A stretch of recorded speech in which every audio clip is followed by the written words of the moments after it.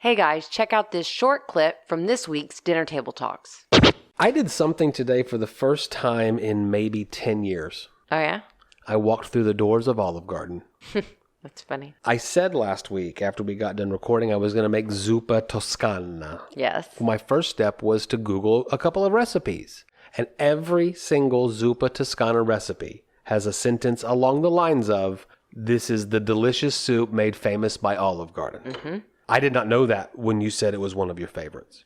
I did know that, but I also know that my sister-in-law makes Zuppa Toscana a lot, and that's one of her favorite recipes. So it's one of those things that we eat around here. So then I said, are we doing like a straight-up Olive Garden copycat recipe? I think I said we're doing a straight-up copycat, but nothing we do is straight-up copycat. Isn't that what I said? So I did make the Zuppa Toscana. I love Zuppa Toscana. I thought for never making it before, I did a hell of a job. Mm-hmm. Now, I avoided the Instant Pot recipe. I think I tend to do that when I do a recipe like this for the first time. You know why? Why? 'Cause soup, I love building a soup. So you got your Dutch oven, right? Your one pot. And it begins with chopped bacon.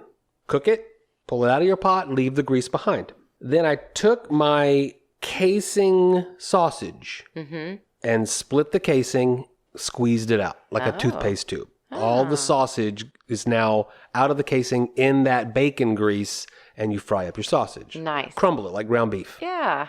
Cook it, pull it out of your pot, leave the grease behind. Cook your onion, then your garlic, then add broth, bring it all to a boil. Add your potatoes, and then you're cooking them till they're soft. Then add your chopped greens. This was the bag that you gave me that night. Did it have mustard greens in it? I think it might have, but it mostly had a lot of like broccoli, greens, kale, cabbage, spinach. Yeah. Add that to your broth. Add your bacon and sausage back in, and then you're cooking it until you're happy with how everything's cooked down. Are the greens wilted enough? Mm-hmm.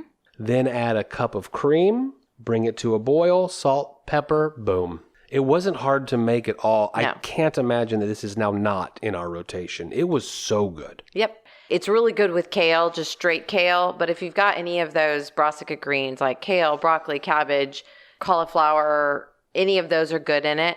Great way to use sausage. It was fun to build this one because I told you this does not have enough salt in it. This does not have enough salt in it, but I'm about to add the bacon and the sausage back in.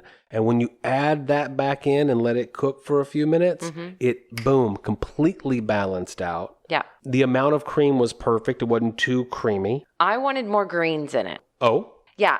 I thought it was a little bit too meaty. So I wanted a little bit more broth and definitely more greens. Easy to do. In fact, I'll just take some notes on this recipe so that I remember that next time. But I have a surprise for you. What's that? I'm going to the kitchen. I'll be right back. There was a reason I went to Olive Garden. Oh, yes, that's right. I picked up a cup of Zuppa Toscana from them so I can taste it and see how mine stacks up to this clearly very popular soup. Very nice. Is it gluten-free? It's gluten-free, but it's got sausage in it. Oh, well, I'll have a taste of it anyway. As long as it's gluten-free.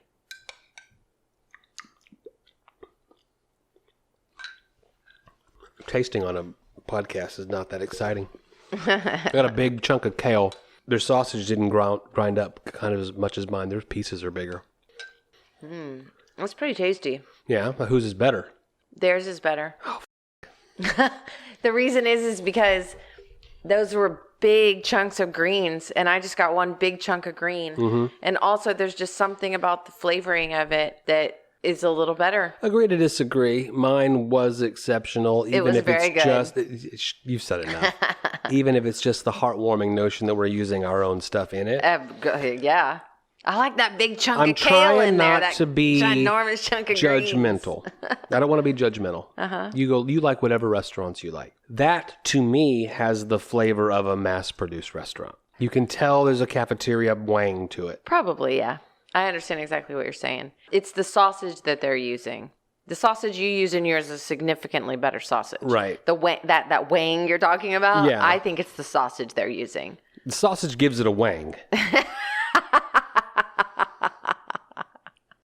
Well, that's all you get for now. Be sure to listen to this week's episode on Dinner Table Talks.